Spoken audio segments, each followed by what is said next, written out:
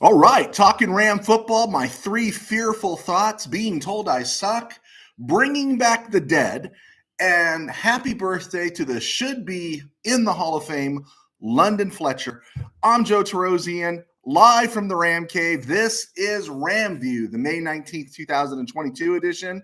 And thank you for clicking on, and thank you for those that have clicked on recently. Thank you for those that are clicking on now, liking and subscribing, and just, basically just helping my ego along. And such little NFL news. We're talking Rams, and of course, we're going to be talking a little bit about London Fletcher today as we zip through this show. I'm not going to say I got told I suck, but pretty much it's like you suck. And it was great. It's one of the things that motivates me. I operate in the realm of spite. And you know how in the Skywalker family, in the Star Wars saga, it's the Force is strong. Well, I operate in spite. And that's one of the things that's always kept me going is when somebody tells me I'm not good enough or somebody tells me I suck, I'm going to find a way to prove them wrong or stick it in their face. Yeah, it's very small. It could be petty. But one of the things I just don't understand is why do you want to tell somebody if it's no skin off your nose? Why do you want to tell somebody you suck? Wouldn't you want to be an encourager? Wouldn't you want to be somebody that lifts people up or a good mentor or something? But I don't get it and I don't care. And I say that because there's always going to be somebody that tells you either as a sports writer, as a pastor, as a writer, as a wannabe podcaster, there's always going to be somebody that tells you, oh, don't quit your day job, right? And those are the people who are too gutless to do anything on their own, right? Those are the people who are too afraid to take a chance. And you can kid with people, but no, man, just do it. Who cares what they say? Who cares what people say? My bottom line talking Ram football is the little bit of interaction I get. I hope it's going to be a lot of interaction in the future. Is that little bit of interaction I get with the Dave Matthews, the Lance Allens, the different guys that are out there that are interacting with me, Brett Shepherds and different folks, and we're having fun with the Chris Carrolls and those that just click on, the Carlos Arroyos, all those guys, Anthony Gamboa, all those guys that click on and just give a little interaction. And it's just a lot of fun because I'm doing something that I love. And I love Ram football. And so we're going to get into it right now. But first, a little NFL news real quick. The Philadelphia Eagles have signed James Bradberry, 1 year, 10 rocks. And he was a guy that was put in the street by the Giants. Good corner. A lot of people thought he fit well with the Rams.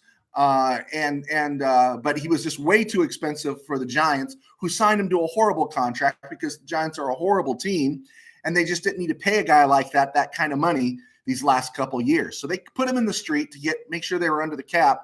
And there was talk about the Rams, but the Rams went so heavy in the draft, right, with DBs that it just didn't seem likely. And then you bring back Troy Hill. So Bradberry signed with Philly. And I'm surprised somebody in the AFC West didn't get him because the AFC West is the SEC of the NFL. I'm surprised he didn't go there. But the good news is he went to the NFC East and not the NFC West, to get all my conferences messed around there. Because NFC West, right, that means if he's not with the Rams, that means he's either going to play in Frisco or Arizona, who needs a cornerback. Arizona really needs cornerbacks. And so he's not going there. So Cardinals whiffed on that. Instead, he's going to the Philadelphia Eagles in the NFC East. And you're thinking, what does this have to do, or how does this affect the Rams? I thought this was RamView. Well, the Eagles have really done a lot to improve. In fact, their biggest question going into this season really is Jalen Hurts the guy? And if Jalen Hurts progresses and takes a few more steps, then they're going to have a great year because their schedule is not brutal. Their schedule looks nothing like the Rams schedule, and they play in the NFC East. That means they get the Texans, they get the Giants, and they get the Pokes. The Cowboys are one of the teams that they're cruising for a bruising. I think everybody, wants to laud the Cowboys every year that they're going to do something, but I think the Eagles are going to win the East. And I think the part that scares me about them winning the East is because of that schedule, they're going to rack up a lot of wins. I think in some ways, I don't see them as a Super Bowl threat, but I do see them as a team that's going to rack up a lot of wins and could get some home games in January in the playoffs.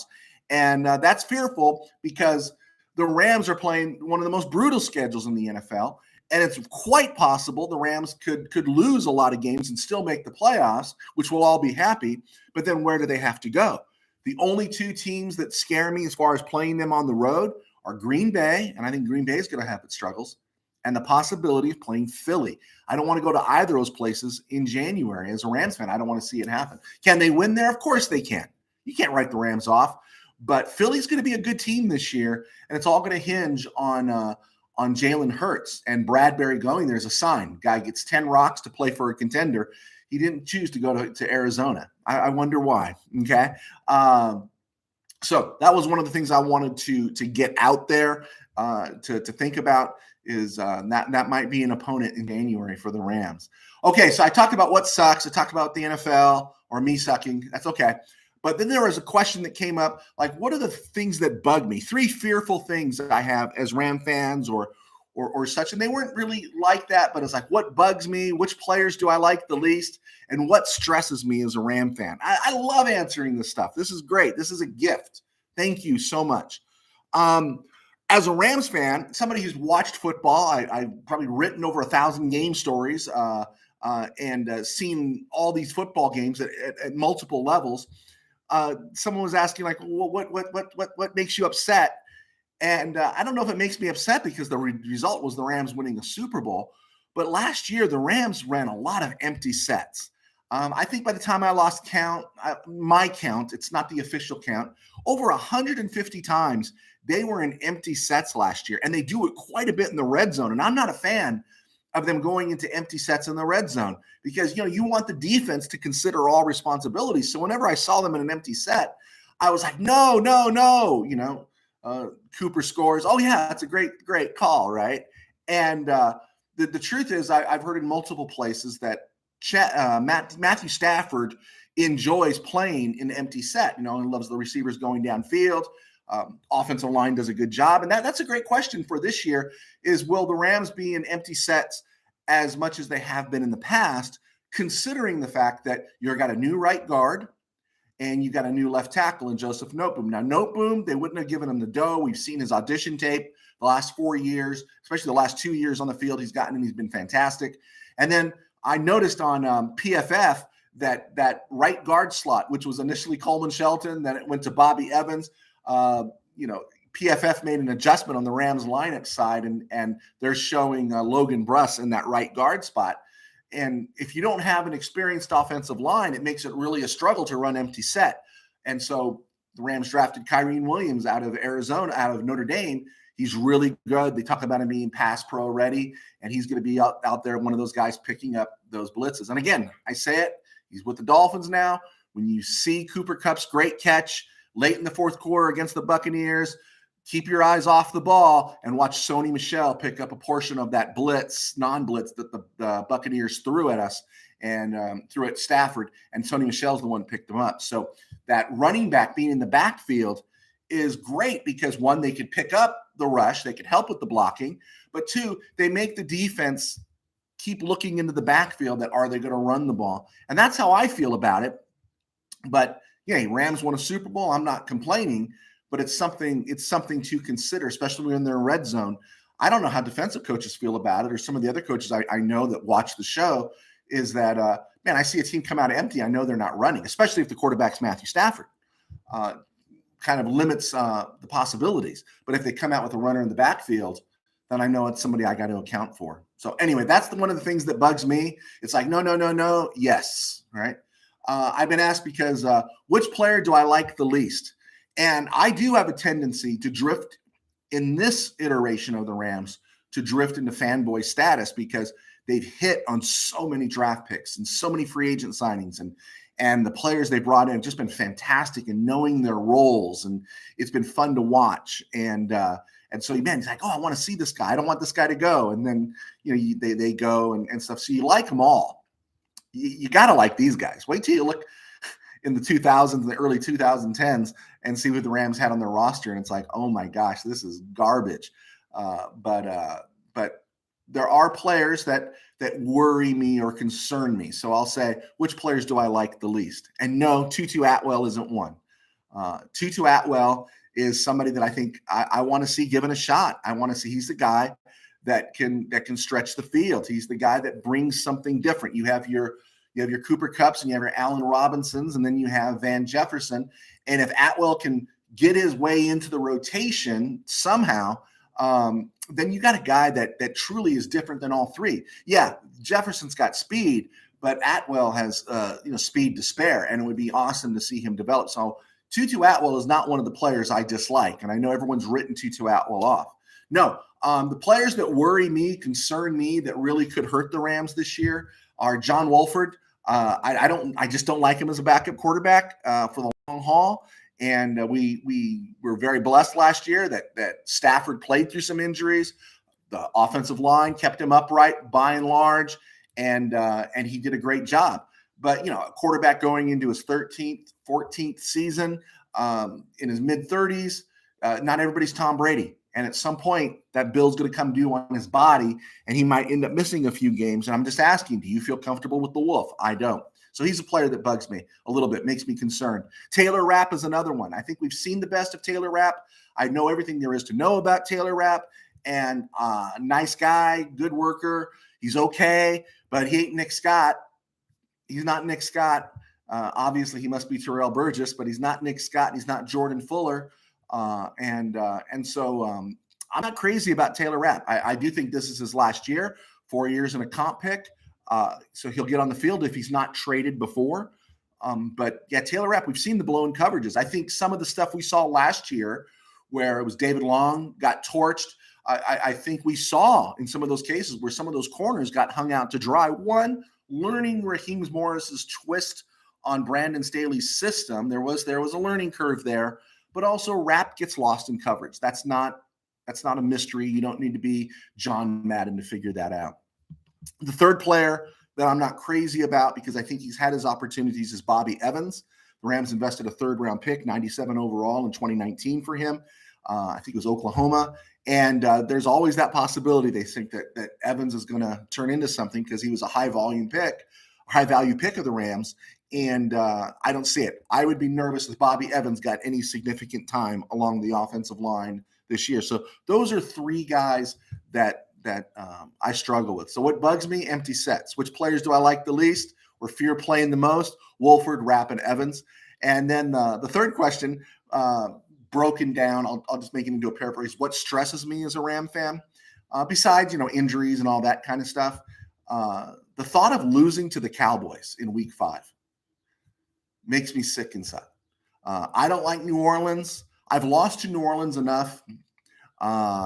And I think we match up pretty well with New Orleans, but there's something about Dallas and Cowboy fans, and a loss to the Cowboys, especially at home, that's the kind of thing that could shut me down for a week. That just puts me in a rotten mood. When I saw the Rams lose to Tennessee, Frisco, and Green Bay in the month of November last year, I think they lost three of their, three, and then they had a bye. They lost two, had a bye, then lost their third one. Were winless in November. It didn't frost me near as much as the thought of losing to the Cowboys at home frosts me. I hate the Cowboys. This goes back to my youth. This goes back to 1973, 1975, 1978, 1980. This goes back to all those playoff losses to the Cowboys, even though we picked off a couple there in Irving in 76 and 79. The Cowboys, to me, I can't stand the America's team garbage, God's team, the hole being in the stadium so God can watch his favorite team play, God's coach. How about them Cowboys? I despise the Cowboys. And so I can't bear the thought of the Rams losing to the Cowboys in Week 5. If the Rams could win the Super Bowl, and if they lost to the Cowboys, we'd have to be good with it, but it would still take a little bit away. I'd say, oh, yeah, Rams won another Super Bowl. They've won 3 Super Bowls. Oh, yeah, but they lost to the Cowboys that 1 week, and that kind of diminishes it a little bit for me. So those are some of my pet peeves coming in here. Again, I am Joe Tarosian, and I have been, and continue to be a sports writer. And I've written novels. My novel Tangent Dreams is, again, I'll say it for the last time. It's picked up new life here. Thank you so much for those that have looked at it. It's available on Amazon. It's a high school football novel, and you can check that out. I've also written several other novels, and they're available on Amazon. You can follow me at JoeT13B on Twitter, on Instagram, and on my website, joetarosian.com. And I also pastor a small church in Burbank. So there you go. You got the ins and outs of me at the 15-minute mark. Okay. Also, we're on Spotify. So please check us out on Spotify. I've not mastered the podcast yet. It is my voice, no music, none of that frill stuff yet. Hopefully, we'll get some frill and some foo-foo in there down the road. But right now, I just want to master what the podcast format is. And right now, we're on Spotify, looking at possibly getting onto other platforms, but you can find us there. Would appreciate the clicks. You can listen to us in the car. All right, so here we go. On this date in Ram history, born in 1975, was London Fletcher. Do you remember London Fletcher? Middle linebacker for the Rams from 98 through 2001. He was an undrafted free agent. Does that sound familiar? He was an undrafted free agent, and he signed with the Rams 5'10", 242 when he made the roster. I mean, that's a pretty stout fellow. And he was the first player from John Carroll College to appear on an NFL roster since 1962. And he's the only one to have ever made the Pro Bowl. John Carroll is the alma mater of Baltimore OC Greg Roman, Raiders head coach Josh McDaniels, and Don Shula. So gives you a bit of a background there. London Fletcher soon became a starter in his second year. That was the year the Rams went to the Super Bowl and won. In his career, that lasted from 1998 through 2013, 23 interceptions, 39 sacks, 12 fumble recoveries, 3 touchdowns. That hardly tells all the story about London Fletcher. He played in all 256 games that he could play in his career. Over 16 seasons, he played in all 256. He started 240 games. This guy never missed a game, and then started 240 games. 4-time Pro Bowl selection, 11 times a Pro Bowl alternate. You know why he was an alternate 11 times? Because after leaving the Rams, he ended up playing for Buffalo and the Texans. And those teams were horrible in the early 2000s. And so he never got the attention. He finished his career starting 215 games in a row, and it's the best among linebackers in NFL history. No one's done that. 7 years in Washington, 5 years in Buffalo, 4 years with the Rams, 2 Super Bowls, 1 Super Bowl title. He is 41st in overall NFL games played, and only 2 linebackers, Junior Seau and Clay Matthews, have played in more games than London Fletcher. And only 18 players total, non-kickers, punters, and long snappers. Those guys are the ones that play for 20 years, and they don't really take the beating the everyday players to go. But only 18 everyday players appeared in more NFL games than London Fletcher. Of course, Tom Brady, Jerry Rice, Brett Favre, Bruce Matthews, Darrell Green, Drew Brees, Jim Marshall, Bruce Smith, Clay Matthews, Jason Witten, Tony Gonzalez, Junior Seau, Peyton Manning, Julius Peppers, Lomas Brown, Larry Fitzgerald, Ray Brown, and, of course, Jackie Slater, that they're the only ones that have played in more games in the NFL than London Fletcher. London Fletcher is second only behind Ray Lewis in all-time tackles. He has more all-time tackles in the books than Derek Brooks, Brian Urlacher, and Junior Seau, all Hall of Fame players. Current Ram, middle linebacker, off-ball linebacker, which is what London Fletcher played, is Bobby Wagner. He has 819 career tackles. Fletcher's at over 1,300 when he finished his career. And only a half dozen non-edge players, right? Outside linebacker, defensive end types. We know what the edge position is. Only a half dozen non-edge players have more tackles for losses than London Fletcher does in their careers. And no off-ball linebacker. We're talking Urlacher and Ray Lewis and all those guys. No off-ball middle linebacker has defended more passes than London Fletcher, or defended more passes than London Fletcher. And this dude's not in the Hall of Fame. And that bugs right there that he's not in the Hall of Fame. But, you know, he played in 2 Super Bowls for the Rams. And these bozos, and again, you have to say this because what's happening in this Snead era, this Kroenke era, this McSnead era, what you're seeing, it's becoming even more apparent, is the utter futility, the terrible destruction of this franchise over with the Georgia Frontiere, John Shaw iteration. And they literally destroyed this franchise and caught a lightning in a bottle 99 through 2001. And I personally think Dick Vermeil resigned. He won't say it because he'd probably cry. I personally think Dick Vermeil resigned because he knew that guy, when they won the Super Bowl, Mike Jones made the tackle, that when he handed that Super Bowl trophy over to the owner, he was literally handing the Super Bowl trophy over to the devil herself, and he had to deal with himself, and that's why he resigned a couple days later. That's my theory. I'm sticking to it. There you go. But this is the team that let London Fletcher walk. London Fletcher. How different could the decade have been if London Fletcher had stayed, right? And I'll go through a list of middle linebackers sometimes that the Rams had after London Fletcher, or off-ball linebackers, however we want to define them now. So they let London Fletcher, who should be a Hall of Famer, walk. And on the same day, 1 year later, in 2003, they signed Jason Sehorn, the pretty boy cornerback out of USC, who was washed, who the Giants let walk. And he played in 10 games for the Rams, defended 4 passes, never did anything, right? So literally the same day London Fletcher is born, 28 years later, a year after Fletcher is allowed to leave, Jason Sehorn signs. That's the kind of stuff the Rams did, right? That's like making all the moves they made and then and just bringing in Shane Conlon, right? And we're supposed to get all excited about it. This is what they did.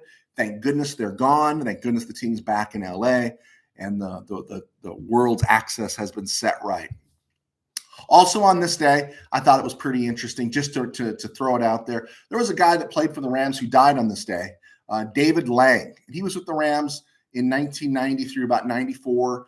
12th round pick, 328th overall when they did things in those days out of Northern Arizona. Actually, he's from the Inland Empire, played at Eisenhower down here in Southern California. He missed his rookie season because he got in some legal trouble, got on the field in 91, played some fullback in 92, injured his knee in 93. And by 1994, Jerome Bettis was the guy, and he was a special teamer. Signed with the free agents of the Cowboys in 95 and was pretty significant on their special teams. And he won a Super Bowl in 95, and then that was it. I thought it was interesting because he was a 12th round pick, and he actually contributed a little bit to the Rams, and he actually won a Super Bowl ring with the Cowboys. So it's great to see guys that are drafted that late accomplish something. I do believe that he had some personal issues. He was shot to death. Actually, he was shot twice, and he died after an acquaintance lit him up in 2005 in Atlanta. And he was only 37, and he died on this day. And the shooting was later ruled accidental. And that's kind of weird. You know, 1 shot's an accident. 2 shots makes you wonder. But that was the passing of David Lang on this day in 2005. So happy birthday, London Fletcher. I hope you get in the hall soon.